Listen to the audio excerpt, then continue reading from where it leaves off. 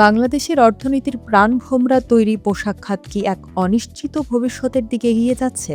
একদিকে ভূ রাজনৈতিক অস্থিরতা, অন্যদিকে অভ্যন্তরীণ জ্বালানি সংকট, সব মিলিয়ে এক গভীর আশঙ্কার কথা জানিয়েছেন খাত সংশ্লিষ্টরা। সম্প্রতি বিসিআই সভাপতি আনোয়ারুল আলম চৌধুরী পারভেজের বক্তব্যে উঠে এসেছে এক রূঢ় বাস্তবতা। তিনি জানিয়েছেন, ক্রেতারা এখন আর আগের মতো আশ্বস্ত হতে পারছেন না। জুলাই আগস্টের যে কার্যাদেশ বা অর্ডার বাংলাদেশে আসার কথা ছিল তা এখন চলে যাচ্ছে ভারত কিংবা পাকিস্তানের মতো প্রতিযোগী দেশগুলোতে। আজকের বিশেষ প্রতিবেদনে আমরা খতিয়ে দেখব কেন এই শঙ্কা এবং আসন্ন বাজেটে এই সংকট উত্তরণে ব্যবসায়ীদের প্রস্তাবনাগুলো কি। মধ্যপ্রাচ্যের চলমান যুদ্ধ পরিস্থিতি বিশ্ব অর্থনীতিতে যে অস্থিরতা তৈরি করেছে তার সরাসরি প্রভাব পড়ছে বাংলাদেশের উপর। বিসিআই সভাপতি স্পষ্ট জানিয়েছেন, বিদেশি ক্রেতারা সরাসরি প্রশ্ন তুলছেন আমাদের সক্ষমতা নিয়ে। তাদের আশঙ্কা, আগামী কয়েক মাস পর বাংলাদেশে বিদ্যুৎ বা জ্বালানি পরিস্থিতি স্বাভাবিক থাকবে কিনা।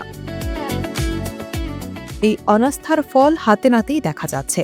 জুলাই আগস্ট মৌসুমের জন্য যে অর্ডারগুলো আসার কথা ছিল তার একটি বড় অংশ ইতিমধ্যে অন্য দেশে ডাইভার্ট হয়ে গেছে। যে অর্ডারগুলো এখনও আলোচনার টেবিলে আছে সেগুলো পাওয়ার জন্য রীতিমতো লড়াই করতে হচ্ছে উদ্যোক্তাদের। বাস্তব চিত্র বলছে, আগামীতে এই সেক্টর আরও বড় ধরনের পতনের সম্মুখীন হতে পারে।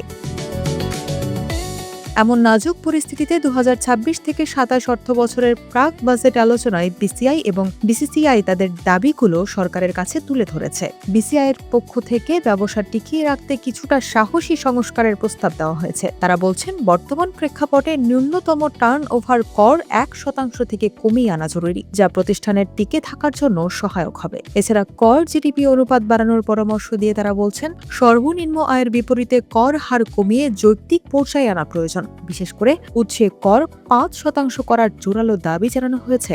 লক্ষ্য একটাই, উৎপাদন খরচ কমিয়ে বৈশ্বিক বাজারে টিকে থাকার সক্ষমতা অর্জন করা। অন্যদিকে Dhaka chamber of commerce and industry বা ডিসিসিআই জোর দিচ্ছে ব্যবসার পরিবেশ সহজ করার উপর। তাদের অন্যতম প্রধান প্রস্তাব হল কর্পোরেট কর রিটার্ন এবং ভ্যাট ব্যবস্থার জন্য একটি জাতীয় মোবাইল অ্যাপ প্রবর্তন। ডিসিসিআই মনে করে, একটি সমন্বিত ডিজিটাল ব্যবস্থা থাকলে করদাতাদের হয়রানি কমবে এবং স্বচ্ছতা বাড়বে। এই প্রক্রিয়ায় আপিল কিংবা রিফান্ড সুবিধা ব্যাংক হিসাবের মাধ্যমে স্বয়ংক্রিয়ভাবে সম্পন্ন হবে। এতে একদিকে যেমন সময় ও অর্থের অপচয় কমবে, অন্যদিকে রাজস্ব আহরণও বৃদ্ধি পাবে। পাশাপাশি অতালিকাভুক্ত কোম্পানির কর হার 27.5% থেকে কমিয়ে 25% করার প্রস্তাব করেছে ডিসিসিআই। তবে এক্ষেত্রে শর্ত হিসেবে রাখা হয়েছে সব ধরনের লেনদেন ব্যাংক বা ডিজিটাল প্ল্যাটফর্মের মাধ্যমে সম্পন্ন করা। এছাড়া সিকিউরিটিজ বা শেয়ার বাজারের ক্ষেত্রেও কর হ্রাসের আবেদন জানানো হয়েছে।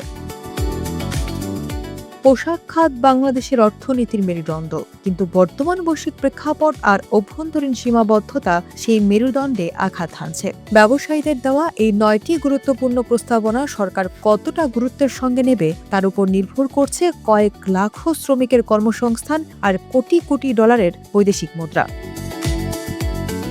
শুধুমাত্র নীতি সহায়তা নয়, বরং জ্বালানি নিরাপত্তা নিশ্চিত করা এবং বিনিয়োগ বান্ধব পরিবেশ তৈরি করা এখন সময়ের দাবি। অন্যথায় প্রতিযোগী দেশগুলোর কাছে বাজার হারানো আমাদের জন্য কেবল সময়ের ব্যাপার হয়ে দাঁড়াবে। নীতি নির্ধারকদের দ্রুত এবং দূরদর্শী সিদ্ধান্তই পারে বাংলাদেশের পোশাক খাতকে এই গভীর আশঙ্কা থেকে মুক্ত করতে।